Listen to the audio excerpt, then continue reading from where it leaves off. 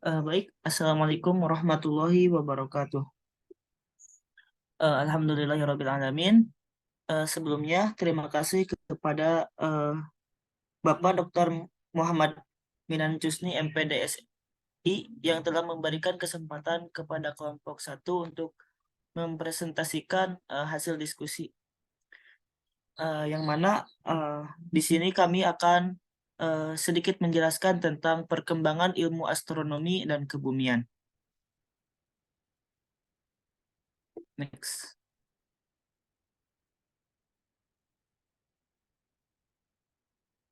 Selanjutnya di sini ada anggota kelompok satu, di mana ada saya sendiri, Ade Rahman Rohim, dengan NIM 120207001,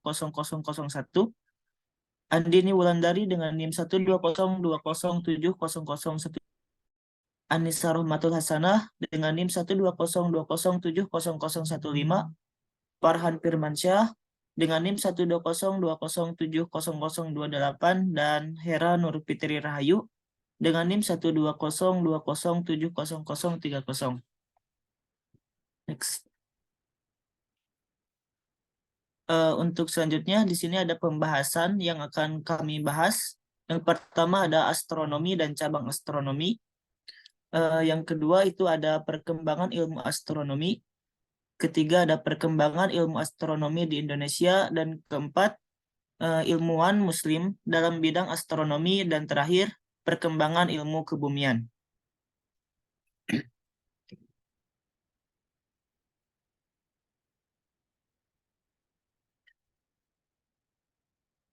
Materi yang pertama itu tentang astronomi dan cabang astronomi. Next, yang akan saya jelaskan sendiri.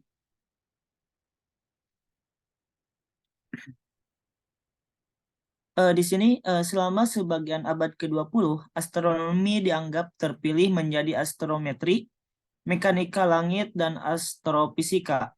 Merujuk ke definisi-definisi kamus yang baku, astronomi bermakna penelitian benda-benda langit dan materi di luar atmosfer bumi, serta sifat-sifat fisika dan kimia benda-benda dan materi tersebut. Sedang astrofisika adalah cabang dari astronomi yang berurusan dengan tingkah laku, sifat-sifat fisika, serta proses-proses dinamis dari benda-benda dan benda dan fenomena-fenomena langit.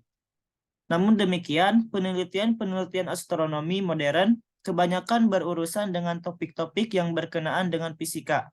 Sehingga bisa saja kita mengatakan bahwa astronomi modern adalah astrofisika. Astronomi merupakan salah satu di antara sedikit ilmu pengetahuan di mana amatir masih memainkan peran aktif, khususnya dalam hal penemuan dan pengamatan fenomena sementara. Astronomi, jangan dikelirukan dengan astrologi. Astrologi ilmu semu yang mengasumsikan bahwa takdir manusia dapat dikaitkan dengan letak benda-benda astronomis di langit. Meskipun memiliki asal muasal yang sama, kedua bidang ini sangat berbeda. Astronom menggunakan metode ilmiah, sedangkan astrologi tidak. Next. Selanjutnya ada cabang astronomi. Pada abad ke-20, astronomi profesional terbagi menjadi dua cabang, astronomi observasional dan astronomi teoritis. Astronomi observasional melibatkan data dari pengamatan atas benda-benda langit, yang kemudian akan dianalisis menggunakan prinsip-prinsip dasar fisika. Sedangkan astronomi teoritis langit serta terpusat pada upaya pengembangan model-model komputer atau analitis guna menjelaskan sifat-sifat benda langit serta fenomena-fenomena alam lainnya. Berdasarkan pada subjek atau masalah, ada beberapa pengklarifikasian dalam ilmu astronomi, yaitu yang pertama ada astrometri, yang mana cabang ilmu astronomi yang mempelajari hubungan geometris benda-benda angkasa, meliputi kedudukan benda-benda angkasa, jarak benda angkasa yang satu dengan yang lain, ukuran benda angkasa, rotasi dan revolusinya, mendefinisikan sistem koordinat yang dipakai dan kinematika dari benda-benda di galaksi kita. Yang kedua itu ada kosmologi, yang mana penelitian alam semesta sebagai seluruh dan evolusinya. Ketiga ada fisika galaksi. Ini adalah penelitian struktur dan bagian galaksi kita dan galaksi lain.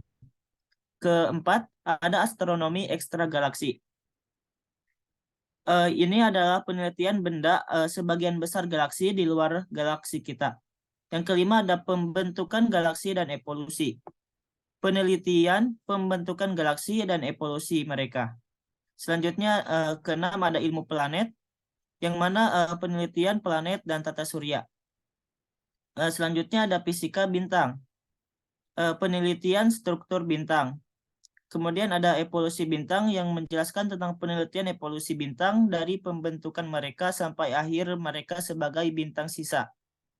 Dan yang terakhir ada pembentukan bintang, di mana di sini menjelaskan penelitian kondisi dan proses yang menyebabkan pembentukan bintang di dalam awan gas dan proses pembentukan itu sendiri.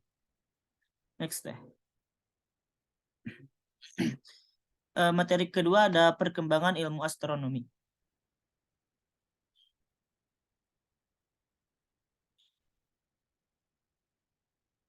Perkembangan ilmu astronomi. Pada awal perkembangan ilmu astronomi modern dimulai oleh Purbats pada tahun 1423 sampai 1461 di Universitas Winaserta, lebih khusus lagi oleh muridnya Johannes Muller pada tahun 1436 sampai 1476. Johannes Muller pergi ke Italia khusus untuk belajar karya asli Ptolemeus tentang astronomi bersama temannya Walther pada tahun 1430 sampai 1504. Muller bersama Walther membuat penanggalan berdasarkan benda-benda langit yang banyak dipakai oleh para pelaut Spanyol dan Portugis. Muller kemudian pergi ke Roma untuk melakukan pembaruan kalender di sana. Akan tetapi ia meninggal sebelum dapat melaksanakan niatnya itu. Pengamatan Muller dilanjutkan oleh temannya, Walther dan Albert Dürer. Maka ketika Nikolaus Kopernikus pada tahun 1473 sampai 1543 memulai karyanya, telah terdapat cukup banyak karya hasil pengamatan astronomi. Selanjutnya sistem Kopernikus yang baru tentang alam semesta menempatkan matahari sebagai pusat alam semesta, serta terdapat 3 jenis gerakan bumi. 3 jenis gerakan bumi itu adalah gerak rotasi bumi atau perputaran bumi pada porosnya, gerak revolusi atau gerak bumi mengelilingi matahari, dan suatu girasi perputaran sumbu bumi yang mempertahankan waktu siang dan malam sama panjangnya. Teori Kopernikus tersebut ditulis tangan dan diedarkan di antara kawan-kawannya pada tahun 1530. Teori Kopernikus menjadi semakin terkenal dan menarik perhatian seorang ahli matematika dari Wittenberg bernama George Rheticus pada 1514 sampai 1576. Rheticus kemudian belajar bersama Kopernikus dan pada tahun 1540 menerbitkan buku tentang teori Kopernikus. Akhirnya Kopernikus menerbitkan hasil karyanya sendiri pada tahun 1543 berjudul On the Revolution of the Celestial Orbs. Pengamatan paling penting dalam bidang astronomi modern adalah yang dilakukan oleh Tycho Brahe. Hasil pengamatan Tycho Brahe 50 kali lebih tepat dari hasil Muller. Hasil terbaik yang dapat dilakukan dengan mata telanjang. Tycho Brahe adalah orang Denmark terhormat. Raja Frederick II dari Denmark memberi tempat tinggal dan pulau Hevin untuk melakukan kegiatan astronominya di pulau itu. Tycho Brahe membangun kastil, bengkel, percetakan pribadi, dan observatorium. Ia bekerja di pulau itu dari tahun 1576 sampai 1597. Ia berpendapat bahwa tidak mungkin melakukan pengamatan tanpa panduan suatu teori. Ia menganut pandangan geosentris. Ketika Raja Frederick II wafat fasilitas yang diterima Tycho Brahe tidak diperpanjang. Kemudian Tycho Brahe pergi ke Praha pada tahun 1599, di mana ia mendapat tunjangan dari Raja Rudolf II. Tahun-tahun berikutnya ia bergabung dengan astronom Jerman, yaitu Johann Kepler. Seorang matematikawan, Kepler merupakan anak seorang tentara Württemberg. Ia mempelajari sistem Copernicus di Tübingen. Kerjasama antara Kepler dan Tycho Brahe tidak berlangsung lama karena Tycho Brahe meninggal dunia. Setelah Tycho Brahe meninggal, Kepler tetap tinggal di Praha. Karya pertama Kepler dalam bidang astronomi berjudul The Mystery of the Universe yang diterbitkan pada tahun 1596.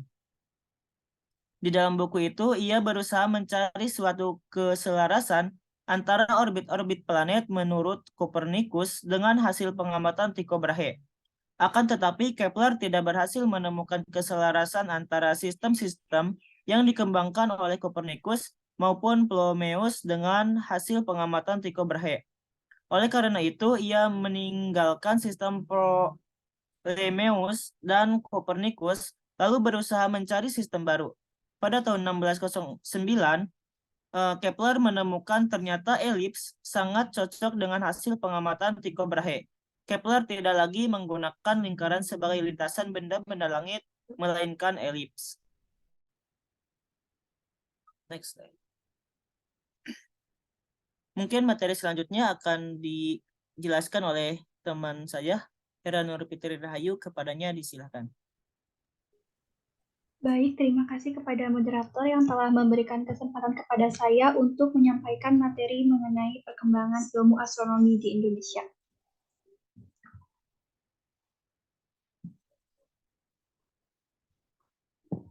Ya, materi selanjutnya yaitu ilmu astronomi di Indonesia. Mulai abad ke-18, perjalanan astronomi Indonesia telah beranjak ke arah yang lebih empiris. Pada masa itu, masyarakat dunia belum tahu jarak bumi matahari. Halley yang telah menemukan cara untuk menentukan paralaks matahari membutuhkan pengamatan di tempat yang berbeda-beda.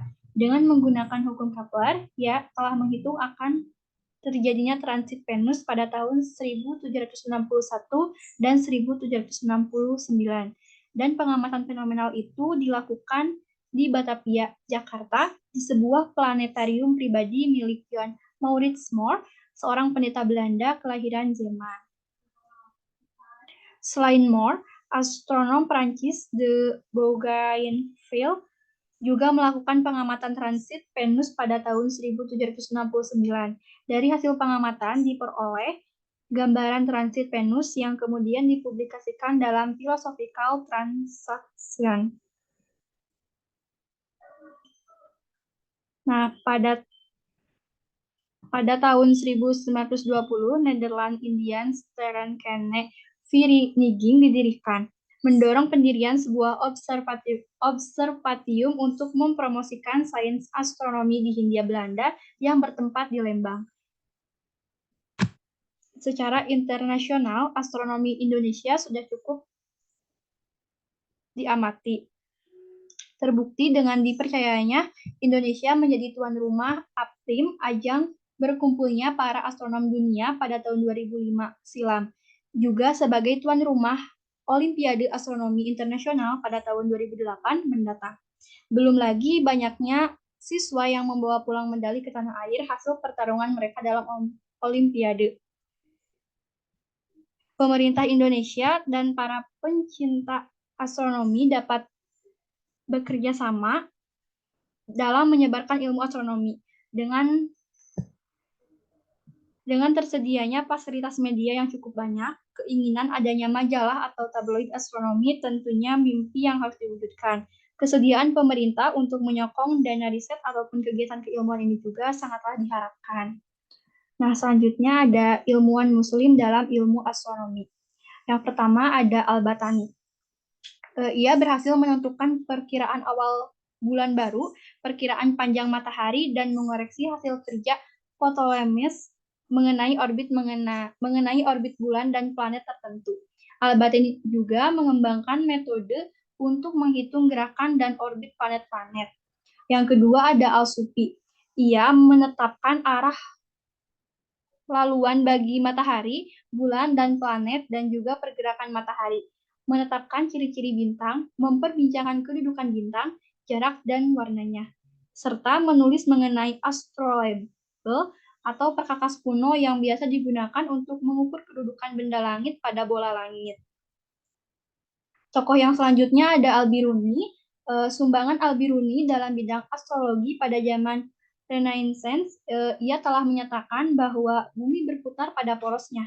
Pada zaman itu, Al-Biruni juga telah memperkirakan ukuran bumi dan membetulkan arah kota Mekah secara saintifik dan berbagai arah di dunia. Dari berbagai arah di dunia. Selanjutnya ada Ibnu Yunus. Ia menggunakan astrolabel yang besar hingga berdiameter 1,4 meter. Ibnu Yunus telah membuat lebih dari 10.000 catatan mengenai kedudukan matahari sepanjang tahun. Tokoh yang selanjutnya ada Al-Farghani. Ia menulis mengenai astrolabel dan menerangkan mengenai teori matematik di balik penggunaan peralatan astronomi itu. Kitabnya yang paling populer adalah Fi Harakat Al-Samawiyah wa Jana'i Ilmu Al-Nujum tentang kosmologi. Tokoh yang selanjutnya ada Al-Jargoli. Ia menciptakan jadwal Toledan dan juga merupakan seorang ahli yang menciptakan astrolabe yang lebih kompleks bernama Safiha. Dan tokoh yang terakhir ada Jabir Ibnu Aflah. Ia merupakan ilmuwan pertama yang menciptakan sfera cakrawala mudah dipindahkan untuk mengukur dan menerangkan mengenai pergerakan objek langit. Salah satu karyanya yang populer adalah kitab Al-Hayyah. Mungkin itu saja materi yang dapat saya sampaikan. Saya kembalikan kepada moderator. Baik, terima kasih kepada Saudari Herana Fitri Rahayu yang telah menjelaskan tadi materinya. Untuk materi selanjutnya itu akan dijelaskan oleh saudari kita, Anissa Rohmatul Hasanah dan juga Andini Wulandari. Kepadanya disilakan. Baik, terima kasih kepada moderator yang telah mempersilahkan waktunya kepada saya untuk memaparkan materi mengenai perkembangan kebumian setiap periode. Boleh di next?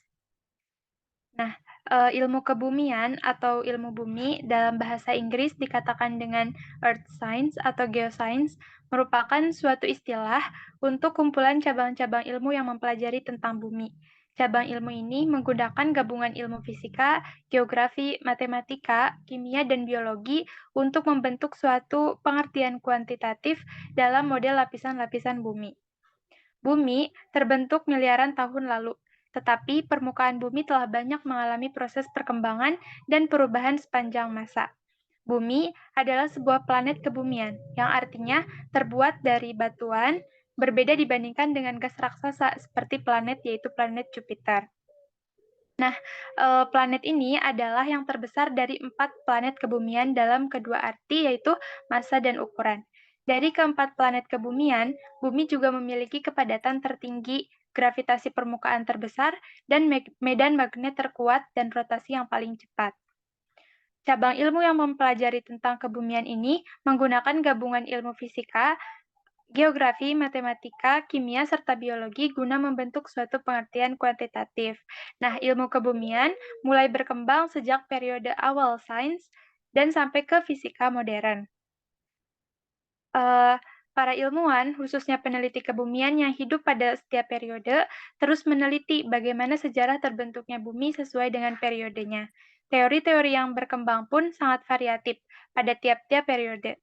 Tentunya, perkembangan tersebut lebih ke arah yang rasional dan memungkinkan dipahami oleh masyarakat yang ada di setiap periodenya.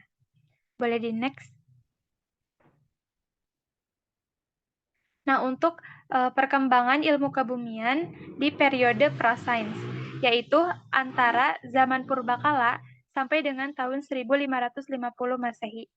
Pada masa ini, perkembangan pengetahuan mengenai bumi itu masih seputar bentuk-bentuk bumi yang ada di permukaan atas dasar pemikiran yang sederhana. Sedangkan pada tahun 384 sampai dengan 322 sebelum Masehi, Aristoteles mengemukakan teori geosentris, yaitu bumi sebagai pusat dari tata surya, yang kemudian di awal abad kedua, Claudius Ptolemeus juga mengungkapkan teori tersebut. Sedangkan sekitar tahun 310 sampai dengan 230 sebelum Masehi, Aristarchus mengajukan teori heliosentris, yaitu artinya matahari sebagai pusat dari tata surya, yang kemudian Kopernikus juga mengungkapkan teori tersebut pada abad ke-15. Untuk perkembangan selanjutnya, yaitu berada di periode awal sains, yaitu berkisar dari tahun 1550 Masehi sampai dengan 1800. Nah, pada periode ini merupakan periode awal manusia berpikir mengenai dari mana dan bagaimana proses dari bumi ini terbentuk. Hipotesis nebula pertama kali dikemukakan oleh Immanuel Kant pada tahun 1724 sampai dengan 1804 dan juga pada tahun 1775. Kabut atau nebula adalah kabut yang terdiri dari gas, terutama memiliki kandungan helium dan hidrogen, dan partikel-partikel angkasa. Kemudian, ahli matematika terkenal dari Prancis yang bernama Simon de Laplace mengusulkan teori yang hampir sama, sehingga dikenal dengan teori Kant dan Laplace. Nah, dalam teori Kant-Laplace dikemukakan bahwa jagat raya itu terdapat gas yang kemudian berkumpul menjadi kabut atau disebut dengan nebula. Menurutnya, gaya tarik-menarik antar gas ini membentuk kumpulan kabut yang sangat besar dan berputar semakin cepat.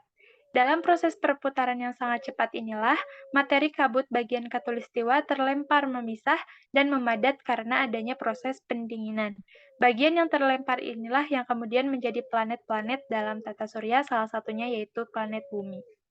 Terima kasih, mungkin sekian yang dapat saya sampaikan. Untuk penjelasan selanjutnya akan dijelaskan oleh Andini. Baik, terima kasih pada rekan saya yang telah menjelaskan mengenai dua periode awal perkembangan mengenai ilmu kebumian. Selanjutnya di sini saya akan melanjutkan periode mengenai ilmu kebumian pada fisika klasik, yaitu pada 1800 sampai dengan 1900 Masehi. Seabad setelah teori nebula yang tadi muncul, kemudian muncullah teori planetesimal yang dikemukakan oleh Caroline dan Moe. Teori ini mengungkapkan bahwa pada mulanya telah terdapat hari ini didekati oleh sebuah bintang besar yang menyebabkan terjadinya penarikan pada bagian matahari tersebut. Akibat dari penarikan tersebut, terjadi ledakan-ledakan yang hebat. Gas yang meledak ini keluar dari atmosfer matahari, kemudian mengembun dan membeku menjadi benda-benda padat yang disebut dengan planetesimal. Planetesimal ini menjadi planet-planet, dan salah satunya adalah planet yang kita tempati, yaitu planet bumi. Pada dasarnya, terjadinya planet-planet di bumi ini, planet-planet dan bumi ini dimulai dari benda-benda berbentuk gas yang bersuhu sangat panas, kemudian karena proses waktu dan perputaran cepat, maka terjadi pendinginan yang menyebabkan pemadatan pada bagian luar. Nah, untuk selanjutnya ada periode fisika modern 1900 Masehi sampai saat ini. Dalam periode tersebut, ada 3 bagian, yaitu teori mengenai pasang surut gas yang dikemukakan oleh James dan Jeffreys pada tahun 1917. Teori pasang surut gas ini merupakan awal mulanya yaitu sebuah bintang besar yang mendekati matahari dalam jarak yang pendek, sehingga menyebabkan terjadinya pasang surut pada matahari. Saat matahari itu masih berada dalam keadaan gas, terjadinya pasang surut air laut yang kita kenal di bumi ukurannya sangat kecil. Penyebabnya adalah kecilnya massa bulan dan jauhnya jarak bulan ke bumi, sebesar 60 kali radius orbit bumi. Tapi jika sebuah bintang yang bermassa hampir sama besarnya dengan matahari, mendekati matahari masanya, maka akan terbentuk semacam gunung-gunung gelombang raksasa pada tubuh matahari yang disebabkan oleh gaya tarik bintang tadi. Gunung-gunung ini akan mencapai ketinggian yang luar biasa dan dapat membentuk semacam lidah pijar yang besar. Lidah ini panas ya, dan juga terjadi perapatan gas-gas dan akhirnya kolom-kolom ini akan pecah.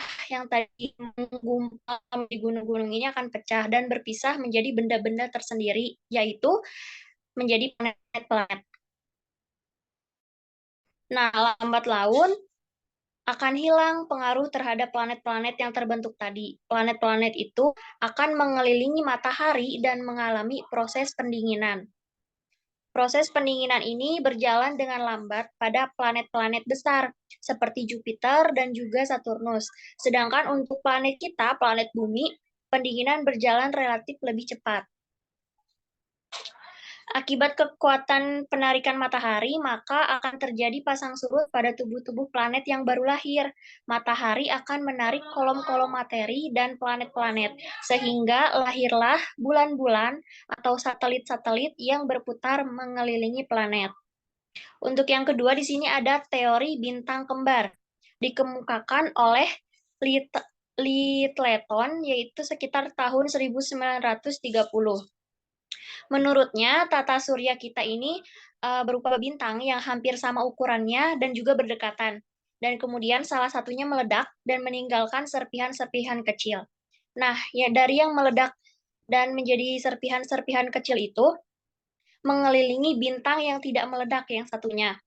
Nah, menurut beliau, bintang yang tidak meledak itu adalah matahari, sedangkan pecahan bintang yang lain yang meledak itu berubah menjadi planet-planet yang mengelilinginya. Untuk yang ketiga ada teori dentuman besar atau yang sering kita kenal dengan teori Big Bang pada tahun 1972. Teori ini berdasarkan asumsinya massa yang sangat besar serta mempunyai massa jenis sangat besar. Karena adanya reaksi inti menyebabkan massa tersebut meledak hebat. Massa tersebut kemudian mengembang dengan sangat cepat menjauhi pusat ledakan. Karena adanya gaya gravitasi, maka bintang yang paling kuat gravitasinya akan menjadi pusatnya. Di mana bintang yang paling kuat gaya gravitasi dan menjadi pusatnya itu adalah matahari tadi. Nah, menurut mereka, teori Big Bang ini merupakan awal mula terbentuknya alam semesta. Jadi, proses terbentuknya bumi miliar tahun yang lalu, dan pada awalnya terdapat gumpalan kabut raksasa yang berputar pada porosnya. Nah, perputaran itu memungkinkan bagian-bagian kecil dan ringan terlempar keluar dan berkumpul di pusat dan membentuk suatu cakram raksasa. Nah, gumpalan kabut raksasa itu meledak dengan sangat dahsyat, makanya disebut dengan dentuman besar di luar angkasa yang kemudian membentuk galaksi dan nebula-nebula. Selama jangka waktu kurang lebih 4,6 miliar tahun, nebula tersebut membeku dan membentuk suatu galaksi yang disebut dengan nama galaksi Bima Sakti. Kemudian membentuk sistem tata surya. Nah, setelah yang tadi pecah itu terlempar keluar mengalami kondensasi sehingga membentuk gumpalan-gumpalan yang mendingin dan memadat. Kemudian gumpalan-gumpalan itu membentuk planet-planet termasuk planet bumi. Mungkin cukup sekian yang dapat saya paparkan mengenai periode perkembangan ilmu kebumian. Untuk selanjutnya saya persilahkan kembali kepada moderator. Baik, terima kasih kepada semua pemateri yang telah menjelaskan materinya dengan cukup baik. Mungkin dapat kita simpulkan ya bahwa perkembangan ilmu astronomi itu dan kebumian dimulai dari era prasains hingga era modern atau pada saat ini. Kemudian terdapat ilmuwan muslim yang berkontribusi dalam perkembangan ilmu astronomi dan kebumian, dan juga ilmu astronomi dan kebumian di Indonesia juga cukup baik dalam perkembangannya. Mungkin cukup sekian materi yang dapat kami sampaikan. Kepada teman-teman yang ingin bertanya, silakan di chat di kolom komentar. Dan mungkin mohon maaf apabila ada kata-kata yang salah dari kelompok kami. Saya tutup dengan salam. Assalamualaikum warahmatullahi wabarakatuh.